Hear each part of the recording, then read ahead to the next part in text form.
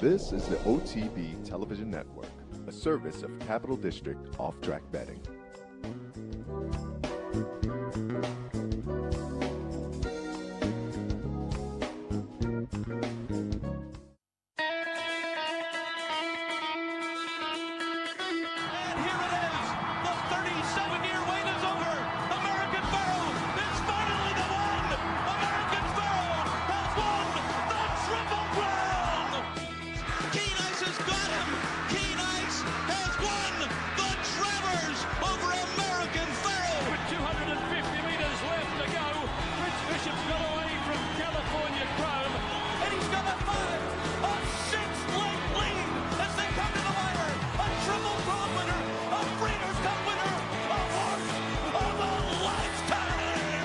Broadcasting live from the Capital OTB studios, this is Racing Across America with Seth Merrow.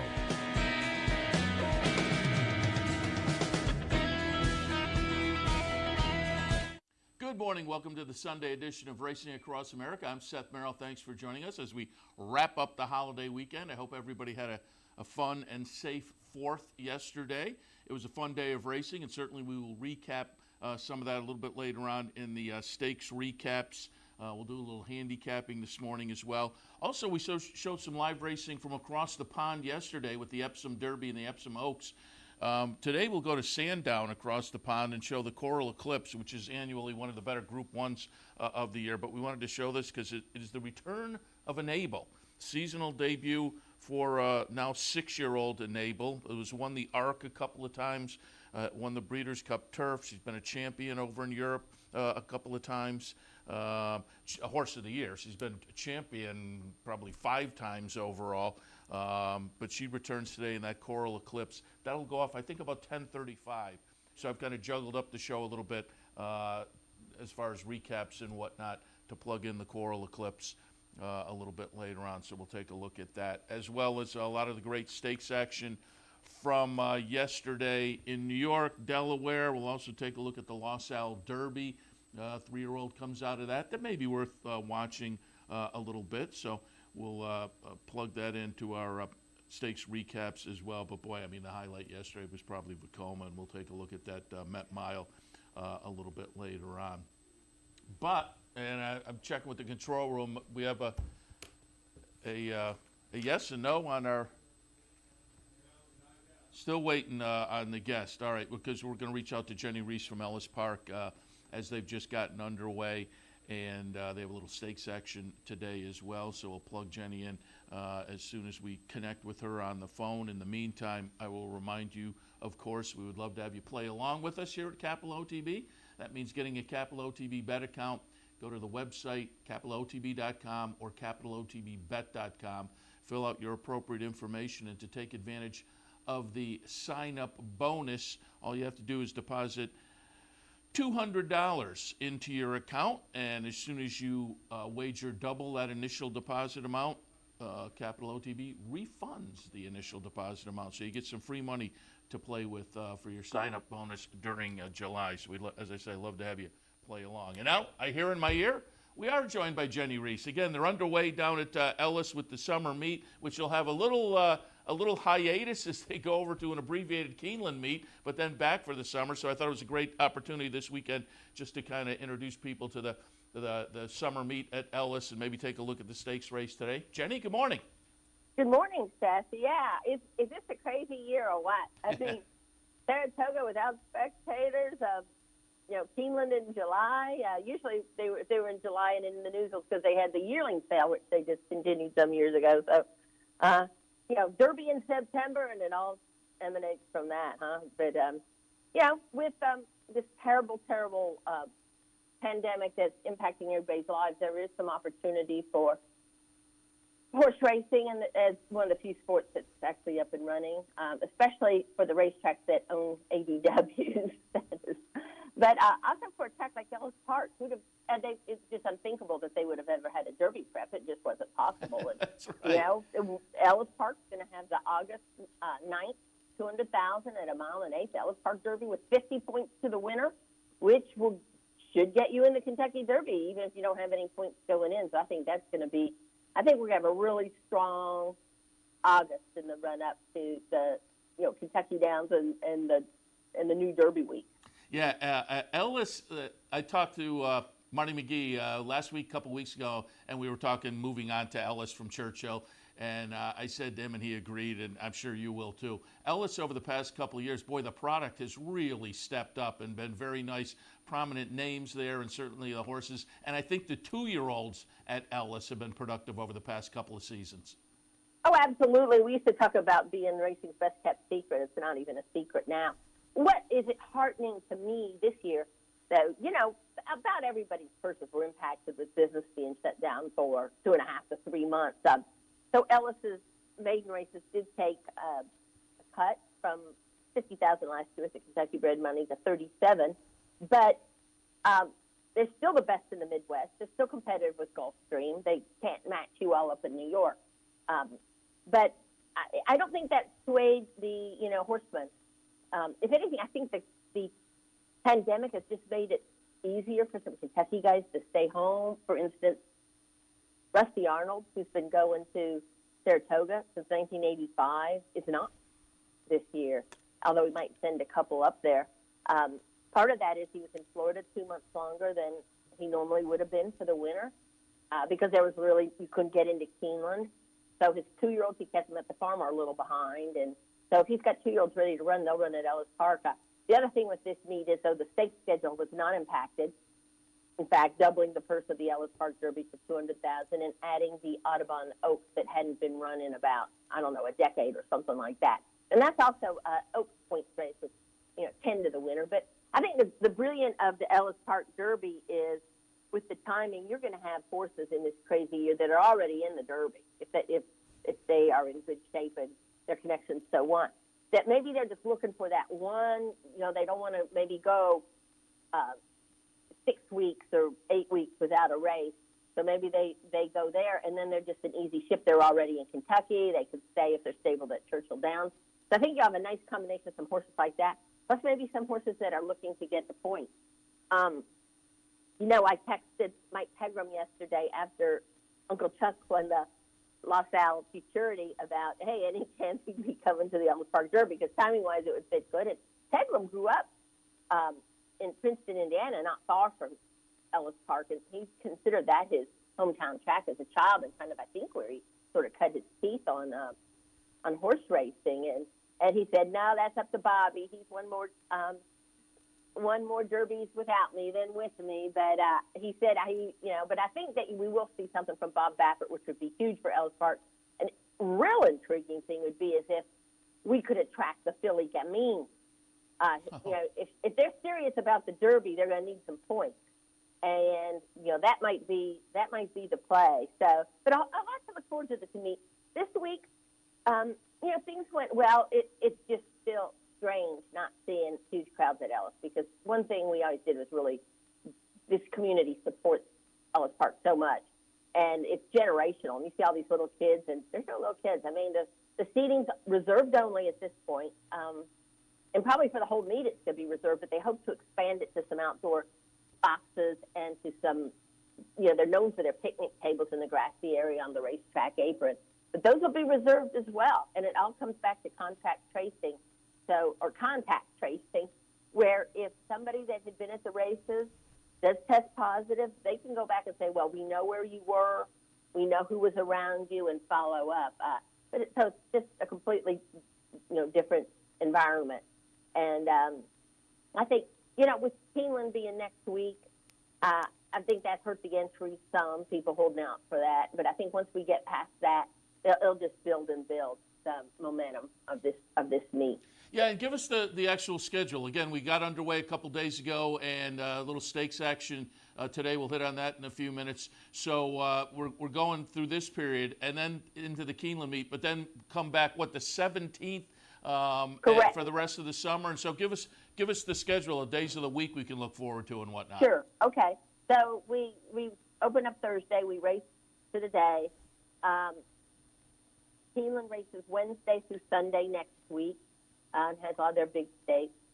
And then we reopen the July 17th and go to the Friday, Saturday, Sunday format through August 30th, which is the new closing day Ellis having given its traditional closing week to Churchill Downs so they could have the Derby week. And I think, the tracks all working together in Kentucky, that was part of why, let's face it, Churchill rewarded Ellis Park with, a very significant Derby points. When you look at some of the other graded races around, on the road to the Derby that maybe, like the Indiana Derby coming up this Wednesday, is a 20-point race. I don't think the West Virginia Derby, of course, they just got around to announcing when the date was going to be. It hasn't been put on the schedule as of yet.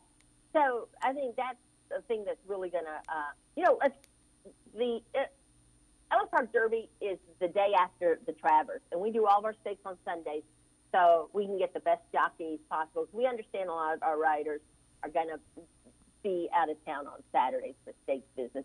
But I think, again, there'll be some people that, if you're looking for points or you just want not that hard of, a final prep, or not as hard as it could be if you go up to Saratoga and have to run a mile and a quarter against some real, juggernaut. I think that the Ellis Park Derby is going to acquit itself well and really live up to it's probably sort of self-fulfilling in one regard, but, deserving of those 50 points. I mentioned the jockey colony, and I know we talked last year about it as the best ever. Well, this is the best ever now. I was going to bring that up because you sent out a press release, Corey Lannery looking to get the title back, and reading, I didn't remember this, but last year he was out of town on the last day, and James Graham was able to leapfrog him to take the title last year. So that'll be a lot of fun. And then yesterday, Miguel Mena winds up with his 2,000th career win at Ellis. So it looks like another fun jockey colony this summer. Oh, yeah, but wait, there's more. Julian Leparoux is riding here regularly for the first time. His oldest son is starting preschool, and just being with family is the most important thing to him. So he wasn't here yesterday because he was riding out of town. He'll be here today. Rafael Bejarano, who's a two-time Ellis Park champion before he went to California, is back for the first time in about 12 years. And then you also have Colby Hernandez, who wins a lot of races, Brian's younger brother. He wins a lot of races in Louisiana. He's making the step here. You've got Martin Garcia riding here for the first time. And you got, this rider wasn't on my radar thing, Gerardo Perez. Your viewers should put him on the radar. Jimmy McNerney's the one that sent me to him. He had a quiet, very good turfway meet, finishing second to Jimenez. And he had a sneaky, quiet, good Churchill Downs, winning like 8 of 36 races. So he's not necessarily getting all the, the top mount, especially at Churchill Downs. So that was a big number. But he won 2 races yesterday. I think it was his first wins ever at Ellis, and I think it was his first day riding there. He's riding for Mike Maker. That's going to put you on some winners. And he rides for Wesley Ward, who I think is who brought him down, according to Jimmy, from Ohio. So that's somebody that, that I didn't even mention. I didn't even know who he was, but now he's definitely in the queue for a Ellis Park News feature story coming up soon. I didn't realize Bejarano I always thought of him as more a California guy, but I guess that's where he became well known. I didn't realize he started there in Kentucky. Well, he actually started out at River Downs, and then I think it was Hoosier at the time, because Kentucky would not recognize him as an apprentice. They said he'd won too many races in Peru. I think he'd won 50 or something. But so he rode mainly at River, and but then when then he started riding more in Kentucky, and that's where he might be the only rider, I definitely have to look this up, who has won a riding title at all 5, at least one Kentucky track. Because other people that maybe have won them at 4, like Leparoux, didn't ever ride at Ellis before. He always went to Saratoga, where Patrick Beanco was the one that brought him around. Remember when he started out on, I don't think he won his first race. Maybe he did win his first race up there. But he was like second. Nobody knew who he was, at some huge prize horse. And as a, 10-pound bug, I'll say that Beanco ran him in the Kentucky Cup Classic when that was a big deal. And he finished second at a huge price on Ball 4.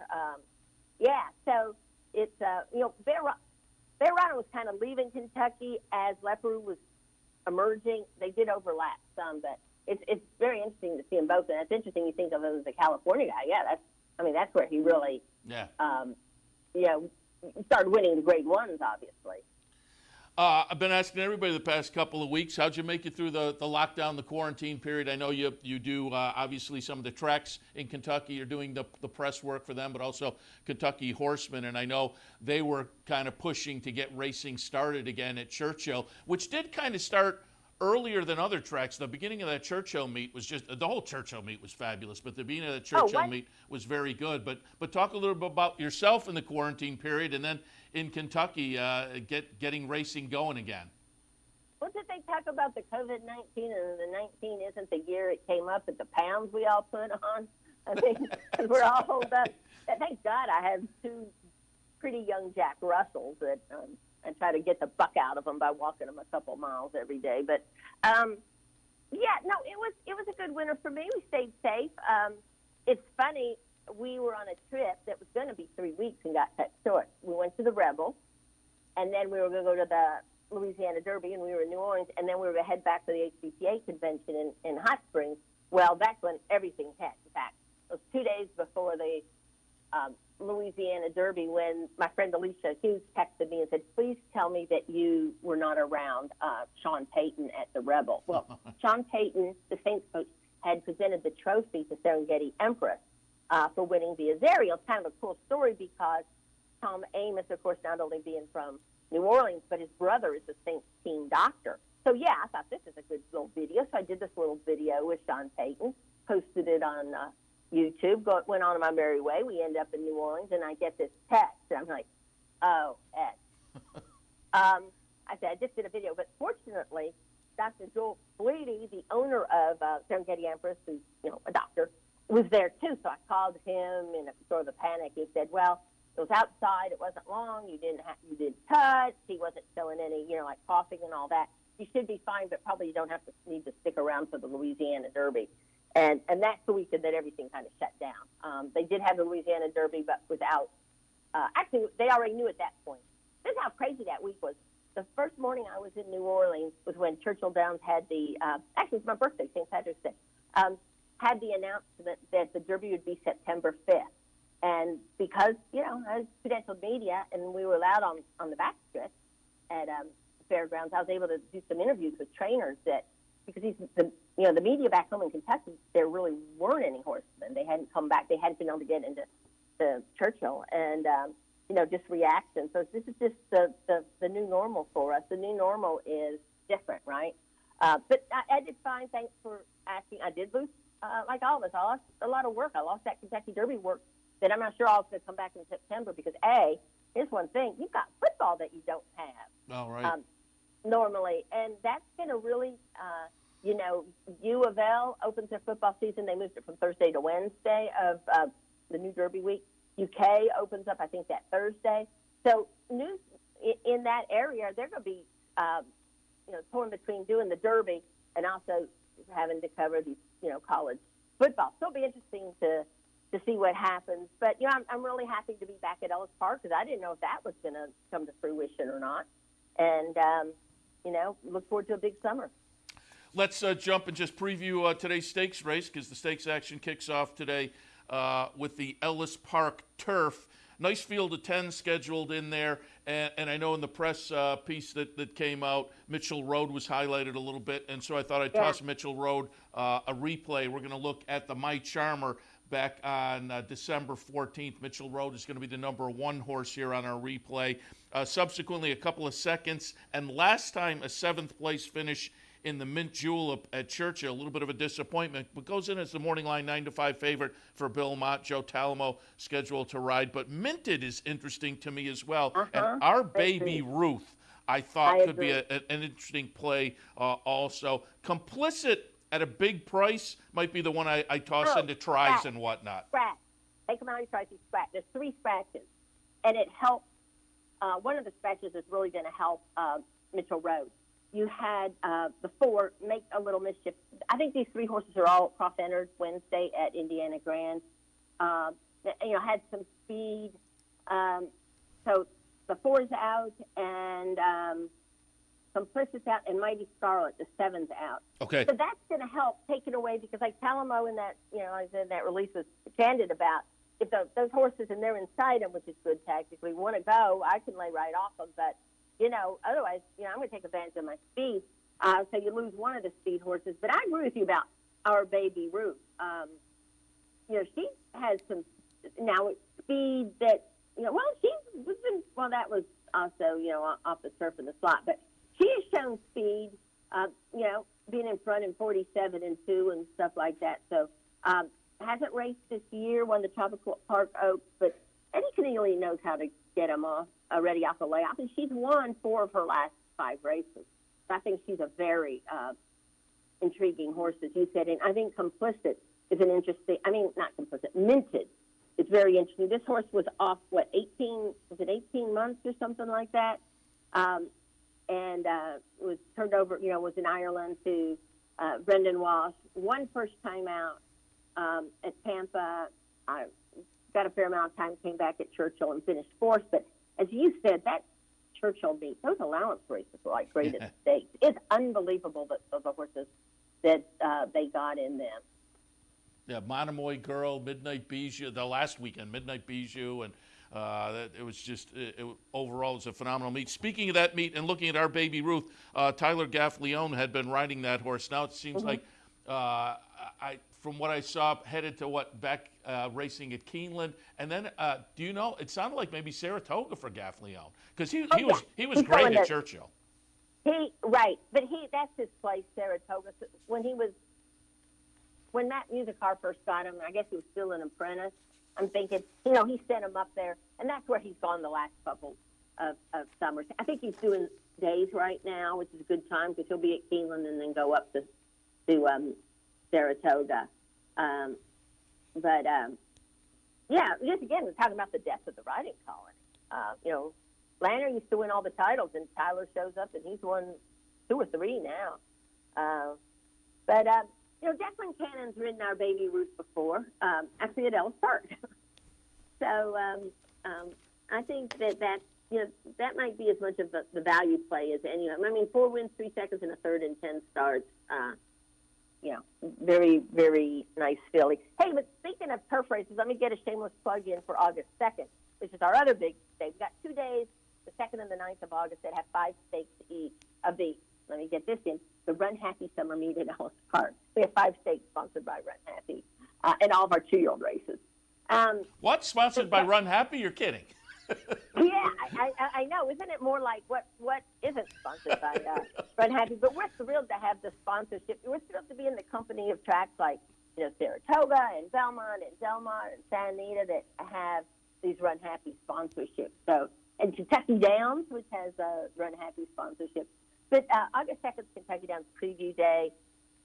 $500,000 stakes races, including the Kentucky bred money. It's really become one of the Midwest's best days of racing. And I would venture to say, and this isn't going out on a limb, but with no open stakes, maybe no stakes at all at Arlington, I know no million and all that. All right. The 2nd and the 9th at Ellis Park will be the best racing of the summer in the Midwest. And, I won't say that those days will be stronger than Saratoga on a Sunday, but the Saratoga Sunday cards traditionally aren't as big as, say, the Saturdays, the way all these tracks, stack up stakes together. So we're hoping we can do great in the simulcast market on those days. But then then the 9th is the Ellis Park Derby, the Audubon Oaks, our 2-year-old races, and what used to be our marquee race, the Groupie Doll, which is kind of getting lost in the shuffle. It lost its Grade 3 status last year, and the 1-2 finishers went on to win graded stakes. It really actually, it's just kind of unfortunate. You have 1 graded stakes, and it's so hard to get those back because, once you lose it, because then people don't come because it's not graded. But I think this year, again, with some people staying at home. The other thing we have, let's see if he ever runs a horse at Ellis. That would be big news. But, Chad Brown's keeping horses at Churchill all summer. Yeah. Yeah. These guys he just had to come to Kentucky at some point. I know he doesn't like to have them that far away from, where he can keep an eye on things. But, the money was just so good in Kentucky. And so, maybe he has some I know he's got a ton of fields, some maidens and turf horses that maybe aren't gonna, that they could be 15-1 at Saratoga, or they could be, 2-1 at Ellis Park. So that would be cool. We could get Chad Brown to run a horse at Ellis Park. Yeah, it is a different year, and I think it's going to be a bonus for Ellis. As you said, I think that Ellis Derby is going to be a good alternative for people to pick up some points. It's going to be a fun summer to watch down at Ellis, and as you note, with the whole situation in Arlington as well. Jennie, appreciate the conversation, a little intro to the summer meet down at Ellis, and we may check in again as the meet goes along. We head up to Saratoga to our backstretch set starting next week. Kick off a little bit before the meet starts, and normally we're doing all live guests when we're up there, but we're still trying to feel out the situation, so we may have some phone guests, so we might check in as we proceed through the Ellis meet. So perhaps we'll talk to you again as the summer goes along. Always a pleasure, Seth. Appreciate it. Jennie Rees from Ellis Park, and beyond that, Kentucky Tracks and Kentucky Horsemen. All right, we'll take a break, and when we come back, we'll do a little handicapping, and again, we're about 10 minutes away from Enable in the Coral Eclipse. I'm just checking that. 8 minutes away. So we'll take a break, do some quick handicapping, and then we'll send it to the seasonal debut of Enable out at Sandown across the pond in the Coral Eclipse. Stay tuned. Racing Across America continues. Welcome to Albany County, an incredible destination to live, work, and play, with easy connections to more than a dozen cities from our vibrant modern airport. It's a short trip downtown to a hive of culture and amusement, from world-class shows at the newly renovated Times Union Center to reliving the past at the New York State Museum. From outdoor recreation to shopping to nightlife, Albany County has something for everyone. We'll see you soon. Hits apart as they move down the back stretch. And he guides them down to the rail as the field turns for home. A furlong to the finish. The incomparable, invincible, unbeatable Cigar! It's too close to call! He is moving like a tremendous machine.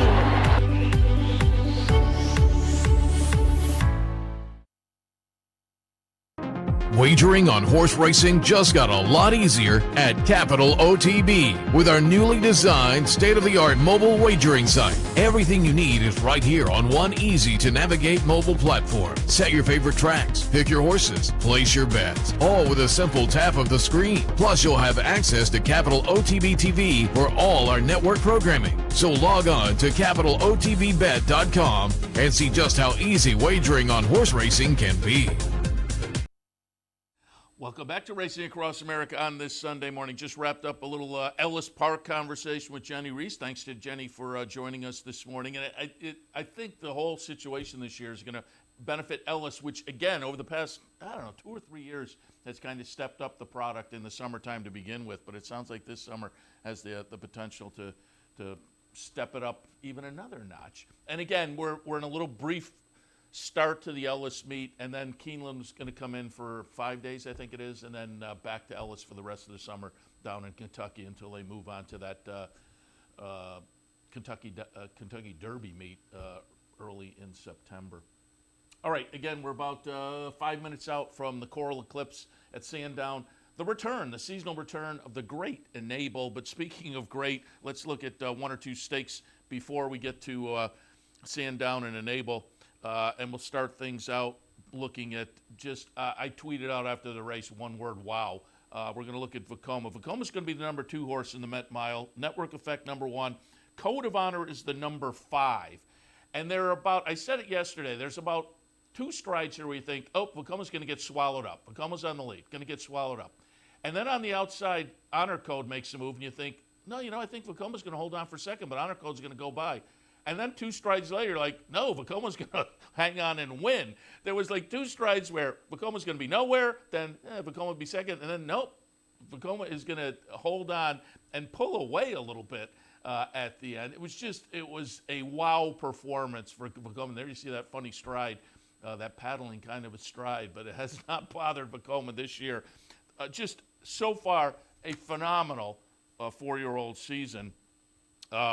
We talked to George Weaver, a couple of weeks ago, 3 weeks back maybe, or whatnot. But boy, congratulations to George Weaver and company for having the horse go to the sidelines after the Kentucky Derby last year. And so a May to March layoff, comes back, and the Sir Shackleton down at Gulfstream wins that very easily with a 102 buyer. Comes back in the Carter just about a month ago and wins that with a 110 buyer. And yesterday, another triple digit, a 104 in the Met Mile. So it goes back-to-back with grade ones, the Carter and the Met Mile. It was just phenomenal. It was an incredible looking performance, and 132.88 the time. And as I say, you watched it and you thought, oh boy, he's doing all the dirty work on the front end. They're going to go by, and then he digs in and widens a little bit at the end. It was just, again, a really phenomenal performance that highlighted, was expected to be the highlight of the day, and one was the highlight of the day. McKinsey, a little bit of a disappointment, not a little bit. McKinsey actually went off the favorite. Vekoma went off as the second choice. McKinsey winds up fifth in there. Mr. Freeze winds up sixth, endorsed seventh. Network Effect was a good second, coming out of a second behind Vekoma in the Carter. And Code of Honor is the third choice, ran third, maybe a little bit disappointing in that did make a move where you thought, oh, going to go by maybe win the race, and then flattened maybe just a little bit to lose the second spot by a neck to Network Effect. So Code of Honor third in there. As they say, maybe a little bit disappointing, certainly for Code of Honor fans, but not disappointing at all for Vekoma, again, with that was a wow kind of a performance. Have a couple minutes left, so why don't we watch one more replay, and let me go back and pull up my PPs here from the poker.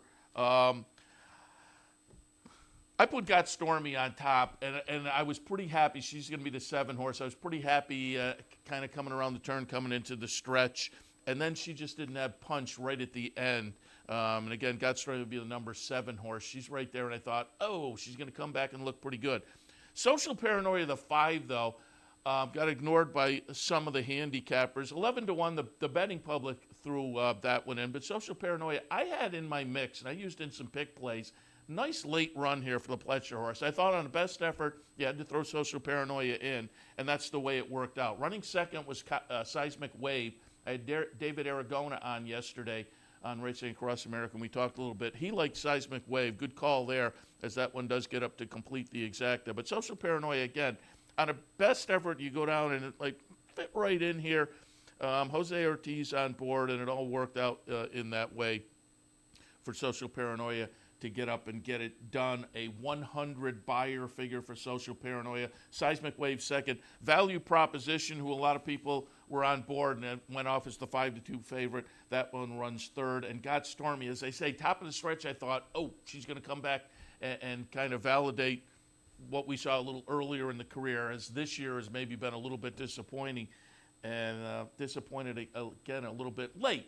Kind of ran well, I thought, but just as they got into the late stages, faded a little bit and winds up fourth in there, Got Stormy. So nice performance, though, by the winner, Social Paranoia. And again, you would think the races yesterday here, we'll take a look at some of the Delaware stakes as well. We'll have Saratoga implications.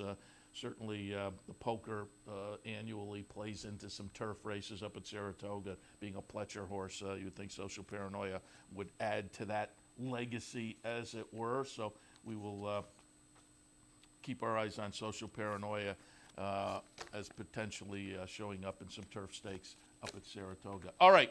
They're loading in at Sandown for the Coral Eclipse. Again, the return of Enable. She won the ARC in 2017, 2018. She was the Cartier Horse of the Year in 2017 and 2019, essentially the European Eclipse Awards. She won the Breeders' Cup Turf, like the ARC, against the boys in 2018. She has won 13 of 15 starts. A second-place finish on the resume was last year's ARC, where she took the lead late and then just got passed by Waldgeist I think the game plan is to get the ARC triple on her resume later this year, but she kicks off the season in here. She's going to be the number 6 horse, Enable, in the green with the pink sash and the white sleeves. I think, yeah, you see her there in the background as they circle around, and I'm just looking at the odds. She is Enable currently the 2-5 favorite. The horses that the betting public is tilting towards as alternatives, the number 2, Gayoff. I'm taking a shot there. Another prolific horse with 7 wins in 10 starts. That's the number 2 horse. And Japan from Aidan O'Brien and Ryan Moore also taking a little bit of action. The number 2 is 2-1. The number 3 is 6-1. But again, Enable is the number 6 horse. She is currently a short and chalky 2-5. The Coral Eclipse up next. Again, annually one of Europe's top Group 1 races. It's a 1.25 miles on the turf. Take it away. Let's see if he makes it at a strong gallop. The Coral Eclipse, let's go and join him. William Buick, move forward now. They're in the gate, and they're off in the 2020 Coral Eclipse. Deirdre towards the outside was away alertly, and so too Japan is contesting the early pace, and now Gayath now bursts through between them, and he gets the lead he craves, and it is Gayath who strides on now to a length advantage over Japan, who races in second. A neck away on the outside, Deirdre is in third at the end of the first quarter mile, which sees Enable settled off the speed. She's racing in fourth, and she's currently 4 lengths off the exuberant leader Gayath as they go midway down the back stretch. Regal Reality has got a couple behind early. Magic Wand at the moment is last but one, and Bangkok at the back of the field as Gayath and William Buick take them now towards the end of the Sandown back straight. In his slipstream is Japan racing in second for Ryan Moore. Deirdre on the outside, Sheen Murphy in third, and Deirdre is being followed by Enable and Frank-Dettori in fourth as they go into that far turn at halfway in the Coral Eclipse, and it is Gayath now by a clear 2.5 lengths. Japan racing in second, and Deirdre a further length and a half back now in third position as Gayath spins just a little wide. Regal Reality is making ground through on the inside. He's now in fourth. Enable is in fifth, and then Bangkok on the inside of Magic Wand, and the field turns for home. They've got just over 3 furlongs to go in the Coral Eclipse, and Gayath is out in front, wearing his heart on his sleeve, and he's out clear by 3. In second, Japan is now being ridden along, and now Enable is urged to try and close by Frank-Dettori, and she's willingly picking them up now. She's got to within 3 lengths of Gayath. Japan now in second. Enable is in third. Magic One from a long way back takes fourth. They're racing now inside the final 1.5. Gayath is digging in. He leads by 3 parts of a length. Japan there in the centre. On the outside is Enable. There's a half furlong to go. Gayath has the rail to help. He still leads by a length and a half. Enable is running out of time, and it's Gayath who's going to take the Coral Eclipse. Gayath has won the Eclipse. Tight second between Enable and Japan, followed in fourth by Magic Wand. Gayath has galloped them away in the Eclipse. William Buick set out. I think she got second over Japan, but I mean, she starts the season in a Group 1 against some legitimate players in here, and Gayath was the second choice at 2-1 and kind of floated out there on the front end, and then just had enough left at the end to kind of hold them clear by a couple of lengths. It looked for a while like she was going to bear down and blow by him. But as I say, the speed always dangerous, and you get out there and you're unchallenged on the front end. Gayath has enough left to kind of hold him off, as I say, by a couple of lengths, and we'll let you know how the photo turns out there. It looked to me like Enable got up for a second. Be interesting to see what the connections say. You know, when you have a horse like this, 13 wins and 15 starts, any defeat, they kind of, but this is a seasonal debut in, again, one of the better races annually, one of the better Group 1s annually over in Europe. So the second place finish to me is no disgrace by any means. We'll see, again, what they say coming out of this one. But Enable looked to have run second, but there was a photo there. All right, let's go back to some of the stakes action from yesterday at Belmont, the Manhattan, another Grade 1 on the card yesterday. I like Devamani, and I got brutally disappointed in here as that one is going to run 7th in the field of 8. Sadler's Joy was underneath for me. That one runs 3rd. Sadler's Joy is going to be the number 4 horse. Rock Emperor will be 2, and number 1 is Instilled Regard. I said before the race, of the Chad horses, I like Devamani. That one disappoints. I left Instilled Regard out. I said I may regret that. And when Irad Ortiz makes the nice move here to split horses and time it perfectly, I really regretted it. So Chad over Chad with the 2 Chads that I was less enthused about, but Instilled Regard. And I said before the races I handicapped, I said I may regret this. Instilled Regard was coming off a nice win in the Fort Marcy. Rock Emperor was coming off a good 2nd place finish, shipping out to Southern California in the Whittingham. I had Rock Emperor down in the 4th slot, and I left Instilled Regard out. But again, as I talked about the race, I said, I'm not feeling super confident having made that move. I just thought others were a little more interesting. I had Sadler's Joy in the 2nd spot. That one ran 3rd. Channel Maker I had in the 3rd spot. I had in my handicapping at a 23-1. I thought a decent 4th place finish. I thought Channel Maker was in the mix to be right up in there. Fairly late in the race, but again, winds up running 4th. Disappointed, as I say, by Devamani, the horse that I like at 9-2, running 7th in the field of 8. But Instilled Regard gets it done. So now 2 wins in the last couple of starts, being a Chad Brown horse. You would think the possibility for Instilled Regard and Rock Emperor, again, potentially up at Saratoga for something or other. And Instilled Regard yesterday in the Manhattan fires a 102 Beyer figure in that victory. And finally for Belmont yesterday, stakes action, the Suburban. I said yesterday, as I handicapped, I just kind of defaulted to Tacitus. I have never been a big Tacitus fan, but just looking at this field, I felt, okay, maybe he's found the field that he can break through with a little bit. And I say breakthrough. Again, he's one of these horses. He had $2.7 million in the bank, 3 wins in 11 starts, 3 seconds. So he's obviously, with that much money in the bank, racing against very good horses and for large purses and whatnot, and picking up a piece far more often than not. But just, again, I didn't get the juices flowing for me. But I thought, okay, in this field, I'll tilt in that direction. Tilted right as Tacitus does get it done. I like Mr. Buff second. Mr. Buff, the number 4 horse, kind of disappoints. The New York bred runs 5th in the field of 6th. But Tacitus just kind of runs away here late and opens up. The chart margin will wind up being 8 3/4 lengths. Running second is number 8, Moretti, who I had down in the 3rd spot. I thought this horse would be a little bit of a player for Todd Pletcher, and was. And then running 3rd, Parsimony, at 57-1. The number 2 horse comes in for Doug O'Neill and kind of blows up the trifecta a little bit, again at 57-1. But at $4.20, Tacitus gets it done for Belmont, and John Velasquez, Juddmonte Farms, with a 100 Beyer figure, winning the Suburban yesterday at Belmont. And again, you would think Tacitus, Saratoga would be in the sights potentially for that one as well. All right, why don't we take a break, and when we come back, we'll do a little more handicapping, a couple stakes from Delaware. We'll take a look at that Los Al Derby, because potentially the 3-year-old, Jennie mentioned Uncle Chuck at Los Al for Mike Pegram.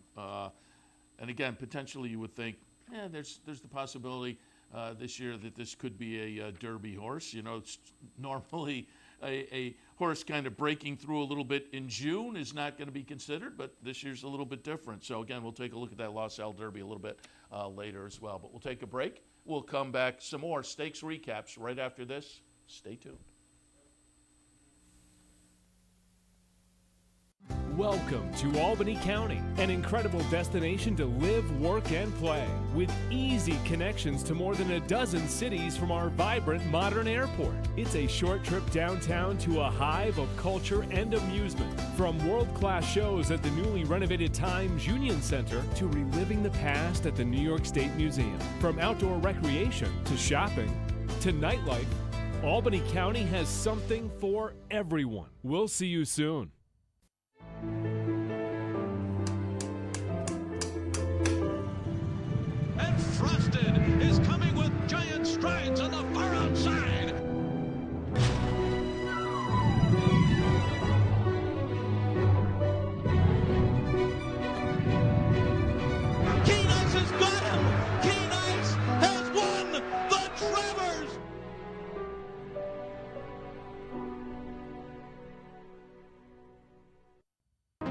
Wagering on horse racing just got a lot easier at Capital OTB with our newly designed state-of-the-art mobile wagering site. Everything you need is right here on one easy-to-navigate mobile platform. Set your favorite tracks, pick your horses, place your bets, all with a simple tap of the screen. Plus, you'll have access to Capital OTB TV for all our network programming. So log on to CapitalOTBBet.com and see just how easy wagering on horse racing can be.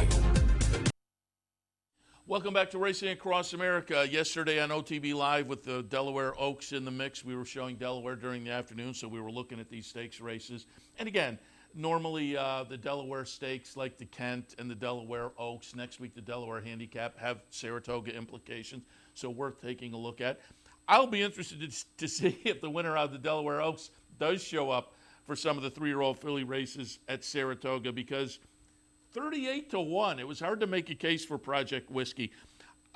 I had, as did everybody, on top of my list in the Delaware Oaks, Piece of My Heart and Comical, who were coming out of a 1-2 finish at Oaklawn. Piece of My Heart, the number 2 horse. Comical, the number 1 horse. Piece of My Heart was the 9-5 favorite. Oof. They wind up 4th and 6th. The winner, number 6, Project Whiskey. Dream Marie, the number 7, was a little bit interesting. You could have played around with that one at 9-1. And coming up for 3rd, Princess Katie at 14-1. But they dueled Project Whiskey and Dream Marie. And again, Dream Marie to me was a little bit playable. Project Whiskey would have been a harder pull.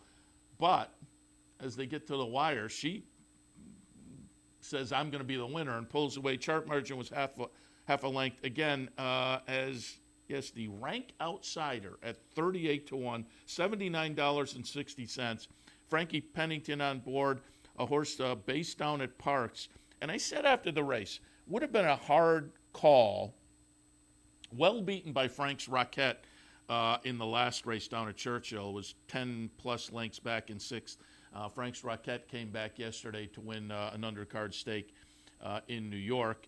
But off of that race, the race before to end the season at Laurel was a 20-length defeat. The race before that, back in November, the Parks Juvenile Filly was a win. The buyer was light, though, as compared to these, as were all the buyers for Project Whiskey. But if you were looking for something and saying, let me look for a live long shot, the 2 workouts coming into the race over at Parks were pretty good. June 22nd, a 59 and change, and June 29th, a bullet 47-1. You know, I'm saying if you were searching and you looked up at the tote board and said, a couple of good workouts for, almost $80 horse, I'll take a shot. You could have, with those workouts, maybe made a case to, again, look up at the board and think, I'll shoot for a price. But it was hard to get behind the 2 get away from the 2 horses coming out of the 1-2 finish down at Oaklawn and the Gardenia. They did not live up to that promise. As the choice and the 3rd choice. Second choice was Hopeful Growth, who I thought if you were going for an alternative, that one was 10-1 on the morning line, wound up going off at 2-1. So the betting public also kind of jumped on board that as an alternative. And that horse, the 3 shortest horses on the board were 4th, 5th, and 6th. So a little bit of a disappointment as far as the bettors were concerned in the Delaware Oaks, unless you were a bettor that liked Project Whiskey, again, at a big price, getting it done at the Delaware Oaks. And again, at that big price, and from what else we've seen, I will be very interested to see where they go with this horse now, because now you think, hey, we won the Delaware Oaks. Maybe we have a little 3-year-old filly to take a shot at some of the nicer 3-year-old fillies. At least take your shot. You show up and try one of the nice 3-year-old filly stakes up at Saratoga maybe, and at least see what you have and get a better barometer, and then you'll know that was a fluke in the Delaware Oaks. Let's look for kind of the second tier, or maybe our horse just kind of broke out. We'll know better about that one in the next start. The Kent, another one of those stakes that typically has some Saratoga implications, and this one I think definitely will. On top for me, on top for the bettors was Gufo. Gufo's going to be the number 6 horse in here. The Kent was a grade 3 event, mile and an eighth on the turf, and Gufo, the number 6, does get it done. Does have to work a little bit over Pixelate. Pixelate I had in the second spot for Mike Stidham, and it looks like Gufo's going to blow right by, but Pixelate makes her work for it a little bit in here, makes him work for it a little bit in here.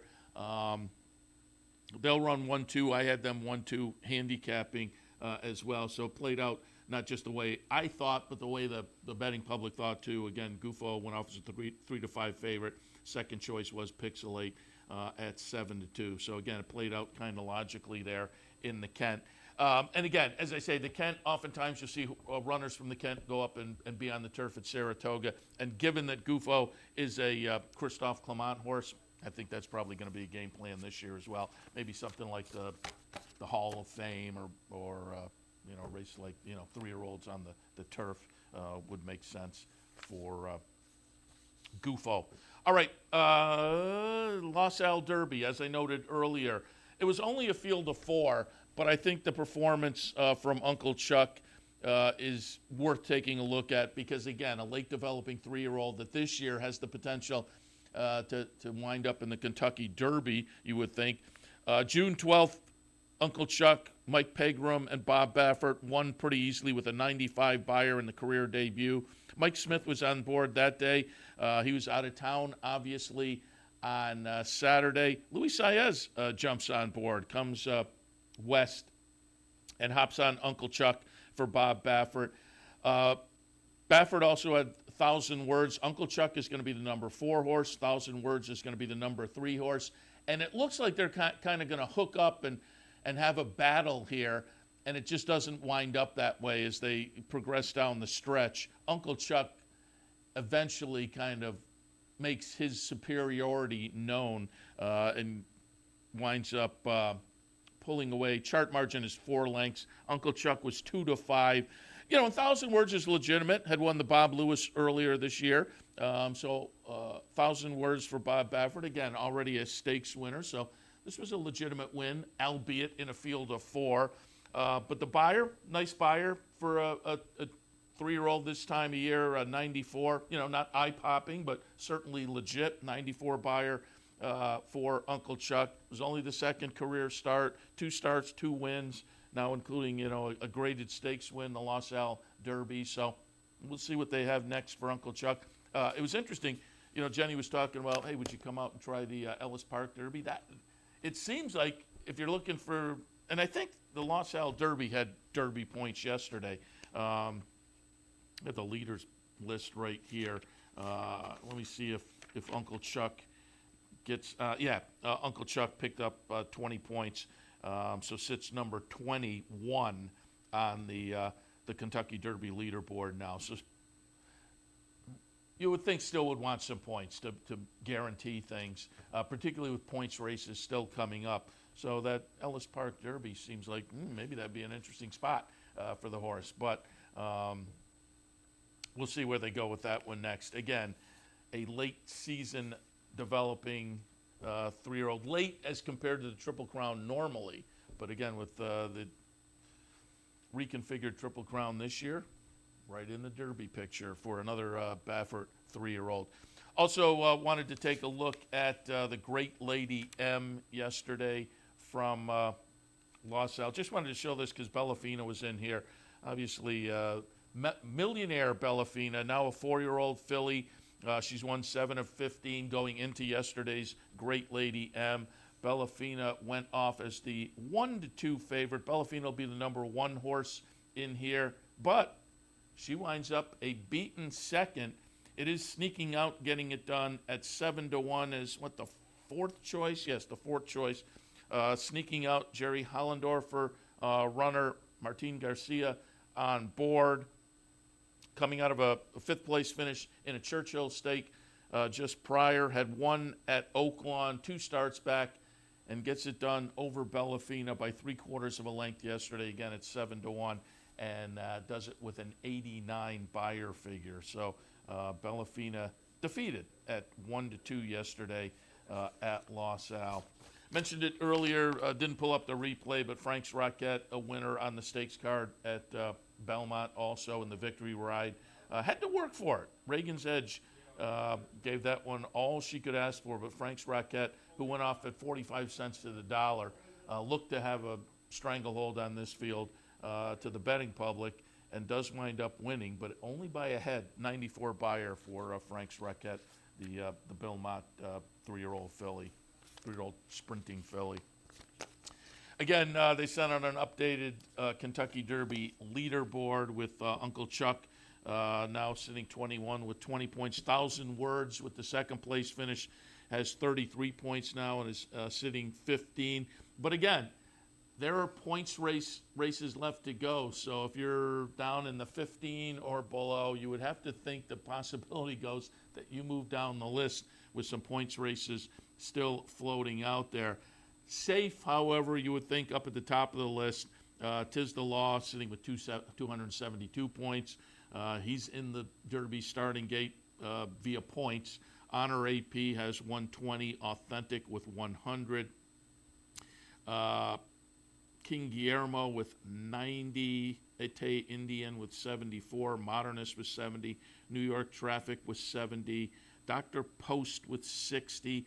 I would think all of these are in, it seems like probably 60 you're in pretty good shape. 50s, Basin and Mischievous Alex, still, they're sitting 9 and 10 on the list. You're still probably in pretty good shape. But again, there are points races left, and let me see if I can actually pull up the remaining. Yeah, here we go. There are actually a decent amount of points races left with the reconfigured situation.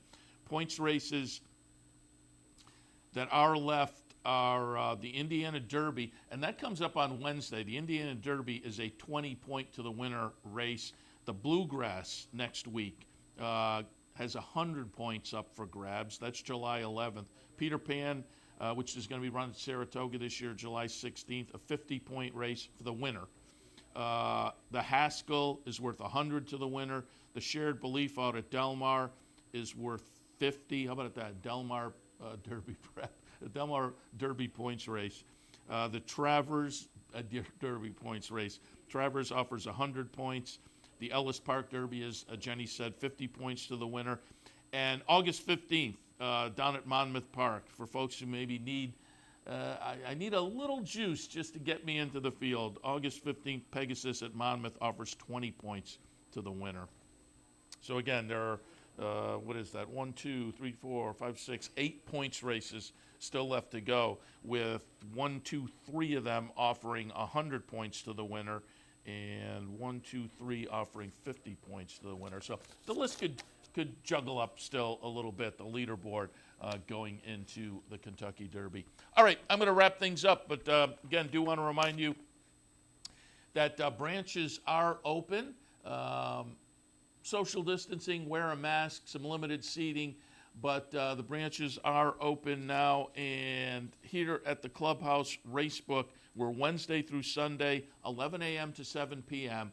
The other branches are Wednesday through Sunday, noon to 7 p.m. We'd love to have you swing by and kind of enjoy the afternoon and take advantage of the air conditioning on these warm, muggy days and play some horses. Hopefully cash some tickets as well. That's what it's all about. Easy bets, there's a slew of them open as well. I have a big long list here, but the easiest way is to go to capitalotb.com and look at the front page. There are more than you see there. On the ones on the screen are open, but there are even more. So if you go to capitalotb.com, the front page lists the current easy bets. And if you're an easy bet customer, you can check and see if your branch is open. But again, we'd love to have you swing by the Easy Bets or the Racebook, the other branches, and play along with us. And if you can't make it here, or you just want to kick back, hey, you've got a pool in the backyard. I've been saying all along, during this quarantine period, people with a pool in the backyard are the luckiest people, because you have your own recreation right there in the backyard. With the warm weather, nothing could be better. But if you're sitting in the backyard by the pool and you have us on in the family room here on OTB TV, and you're kind of playing along and running in and watching a race and then going out and jumping in the pool, that sounds like the perfect afternoon. But if you're doing that, certainly we're happy to accommodate you there as well. Don't forget, you do need an account to make that happen. I'll remind you also, with Saratoga, a week and a half away now, and with no fans, at least early in the meet, that'll certainly be the way. You're going to want to have an account because you're going to want to play along for Saratoga. So, jump on now and get your account. CapitalOTB.com, CapitalOTBBet.com. There's a join or a sign-up link. You click that and fill out your appropriate information, and you can play along with us here on the network and throughout the summer and the Saratoga season. Another option, of course, is to do phone-a-bet. The operators came back to work a week and a half or so ago, so you can do your phone-a-bet as well. If you want to go old school, we're happy to have you do that. But otherwise, play on your cell phone or your tablet or your computer and enjoy the races. And as I say, with Saratoga right around the corner, you will want your account. You'll want an account fired up, ready to go. All right, I'm going to wrap it up for Racing Across America for this Sunday morning after a really spectacular Independence Day of stakes races across the country and really across the world, as it were. As yesterday, we also watched the Epsom Derby and the Epsom Oaks, and this morning saw Enable. Oh, and I didn't.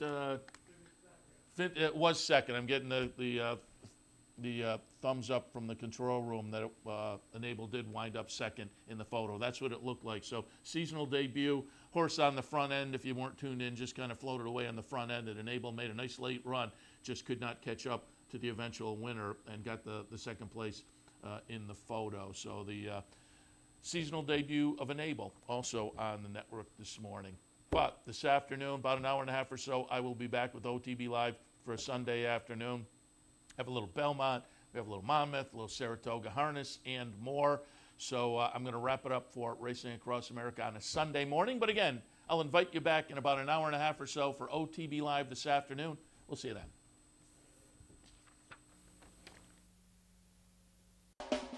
You're watching OTB TV, a service of Capital Off Track Betting.